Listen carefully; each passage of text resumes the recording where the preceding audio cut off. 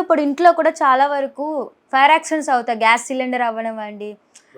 అది చాలా మందికి తెలియదు ఆ టైంలో ఏం చేయాలో, ఆ టైంలో ఏం చేయాలంటారు, వాళ్ళు ఎలాంటి ప్రికాషన్స్ తీసుకోవాలి? గుడ్ క్వశ్చన్ అది. ఎందుకంటే గ్యాస్ తీసుకోవాల్సిన జాగ్రత్తలు ఏంటంటే, ఫస్ట్ గ్యాస్ సిలిండర్ వచ్చింది, బాయ్ తీసుకొస్తాడు. బాయ్ తీసుకొచ్చిన తర్వాత సీల్ ఓపెన్ చేసి గ్యాస్ లీకేజ్ అవుతుందా లేదా, సోప్ వాటర్ పెట్టి చేస్తే లీకేజ్ కాలేదు. అప్పుడు మనం సిలిండర్కి తగిలించుకోవాలి జాగ్రత్తగా. అది ఎవరు అబ్జర్వ్ చేయరు.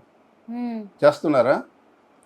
ఫస్ట్ నెక్స్ట్ స్టెప్ ఏంటంటే, గ్యాస్ సిలిండర్ పెట్టుకున్న తర్వాతను వంటగదిలో doors Windows always kept open, గాలి తగలాలి, వెంటిలేషన్ కంపల్సరీగా ఉండాలి. ఓకే. నెక్స్ట్ ఏంటంటే, గ్యాస్ యూజ్ చేసినప్పుడు చాలా జాగ్రత్తగా అది ట్యూబ్ కరెక్ట్గా ఉండాలి, రెగ్యులేటర్ కరెక్ట్గా ఉందా లేదా చెక్ చేసుకోవాలి. తర్వాత అవన్నీ అయిపోయాకను లాస్ట్లో వంట అయిపోయిన తర్వాతను ముందు రెగ్యులేటర్ స్టాప్ చేయాలి, ఆఫ్ పొజిషన్లో పెట్టాలి. పైపుల రిమైనింగ్ గ్యాస్ ఎగ్జాస్ట్ అయిన వరకు ఉండి అప్పుడు గ్యాస్ స్టవ్ బర్నర్ ఆఫ్ చేయాలి. చేస్తే సేఫ్టీగా ఉంటుంది. చేయకపోవడం వల్ల ఇలాంటివి జరుగుతున్నాయా? తర్వాత నైట్ మార్నింగ్ లేచిన వెంటనే చూస్తాము, వెంటనే ఏం చేస్తారు, టీ పెట్టుకోవడానికి స్విచ్ ఆన్ చేసుకుంటారు. గ్యాస్ లీకేజ్ అయిందా లేదా అని చూడాలి. గ్యాస్కి స్మెల్ రావడానికి ఒక కెమికల్ పెడతారు, ఈథైల్ మెరకాస్ట్రాన్ అని కెమికల్ దాన్ని మిక్స్ చేస్తారు. పంజెంట్ స్మెల్ వస్తుంది దానివల్ల గ్యాస్కి. జనరల్గా గ్యాస్కి, ఎల్పిజికి, లిక్విడ్ పెట్రోలియం గ్యాస్కి స్మెల్ ఉండదు, లిక్విడ్ స్టేజ్లో ఉంటుంది సిలిండర్లో. గ్యాసెస్ స్టేజ్లో పైకి వస్తుంది. అయింది, ఓకే, సరిపోయింది. ఇవన్నీ సక్రమంగా జరిగితే ఒకవేళ ఎనీవేళ ట్యూబ్ లీకేజ్ అయినా, రెగ్యులేటర్ లీకేజ్ అయినా భయపడాల్సిన పని లేదు. రెగ్యులేటర్ ఆఫ్ చేస్తే సరిపోతుంది, బర్నర్ ఆఫ్ చేస్తే సరిపోతుంది. లేకపోతే ఒక బ్లాంకెట్, గన్నీ బ్యాగ్ కానీ వేసేస్తే ఫైర్ ఎక్స్టింగ్విష్ అయిపోతుంది. మీ కంట్రోల్ లేదనుకోండి, మొత్తంగా వంటగది ఆయిల్స్, లిక్విడ్స్ ఏమీ స్టోరేజ్ చేయకూడదు. వంటగదిలో ఇంజిన్ ఆయిల్ కానీ, అదే వంటగది నూనె కానీ ఎనీ లిక్విడ్ స్టోర్ చేయకూడదు. దానివల్ల ఫైర్ స్ప్రెడ్ అవుతుంది. కాబట్టి మీ కంట్రోల్ లేనప్పుడు బయటకు వచ్చేయాలి, అన్నీ ఓపెన్ చేసేసి ఫైర్ వెహికల్కి 101 ఫోన్ చేస్తే సేఫ్టీగా ఉంటుంది. ఈ కారణాల వల్ల చేస్తే ఫైర్ యాక్సిడెంట్ జరగదు. మేము చాలా ఫైర్ యాక్సిడెంట్స్ వెళ్ళాము. ఎందుకంటే ఎవరు కూడా జనరల్గా వంట అయిన తర్వాత గ్యాస్ ఆపరు, అది ఓపెన్ అయిపోతుంది. కొంతమంది ఏం చేస్తారు, బర్నర్ కట్టుకోకుండా వదిలేస్తారు, గ్యాస్ లీకేజ్ అయిపోతుంది. తెల్లవారులేసి లైట్ వేస్తే మొత్తం స్ప్రెడ్ అయిపోయి వాళ్ళే ఇన్వాల్వ్ అయిపోతారు. ఒక ప్రొఫెసర్ ఇంట్లో జరిగింది, మేడం అంతా వాళ్ళు కాలిపోయారు దీనివల్ల, డ్యూ టు దట్ మెయింటెనెన్స్ సరిలేక. ఏదైనా జాగ్రత్తలు తీసుకుంటే ఫైర్ జరగదు. సేఫ్టీగా మనకి ఏంటంటే ఒక బకెట్తో ఇసుక పెట్టుకోవాలి. ఏదైనా జరిగిందంటే పోసేస్తే వెంటనే ఆరిపోతుంది. భయపడే పనులు మేము కూడా ఏం చేస్తాము, ఒక గన్నీ బ్యాగ్ పెట్టుకొని సిలిండర్ మీద పెట్టిస్తే సిలిండర్ జాగ్రత్తగా పైకి తీసుకొచ్చి కూల్ చేస్తాము, అంతే, ఆరిపోతుంది ఫైర్.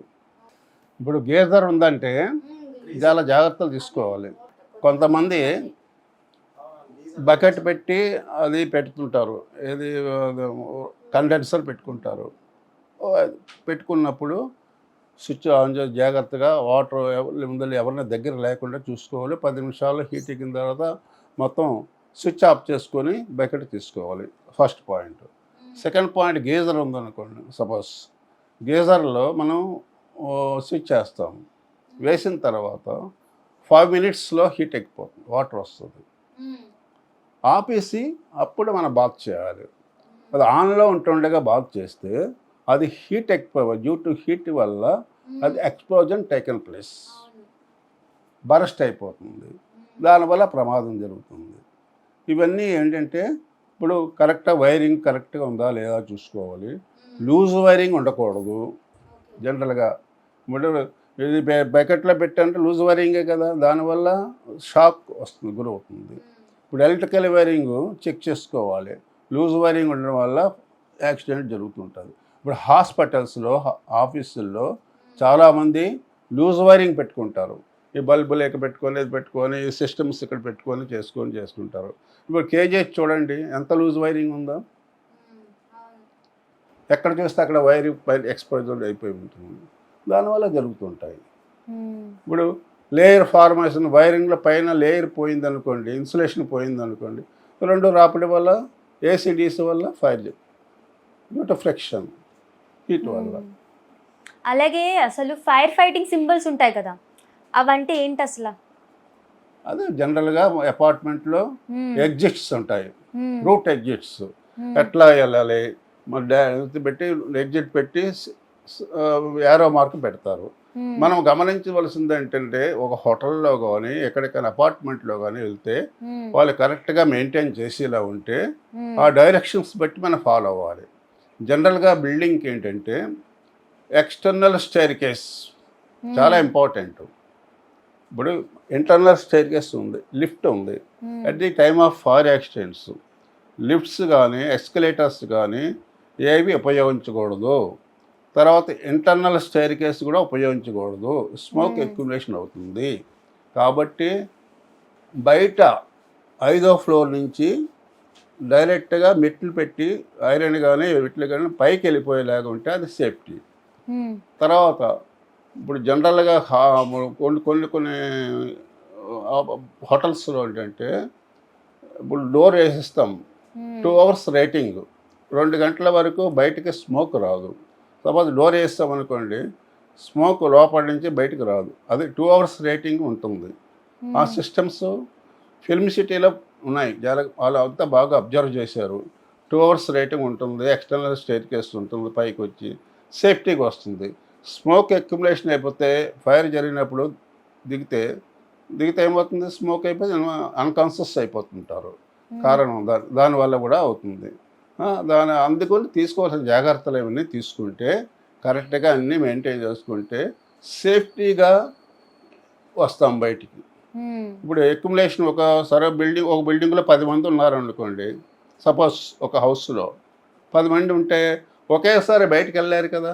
అవును, 2 విండోస్ ఉండాలి 10 మంది వెళ్ళడానికి. 5 ఇప్పుడు 10 మంది ఉంటే తొక్కిసలాట జరుగుతుంది, వెళ్ళలేరు. కాబట్టి దానికి సేఫ్టీ మెజర్స్ పెట్టుకొని 2 ways పెట్టుకుంటే బయటికి అట్ ది టైమ్ ఆఫ్ బయటికి వెళ్ళడానికి బాగుంటుంది. సేఫ్టీగా బయటికి వస్తారు, అది కారణం.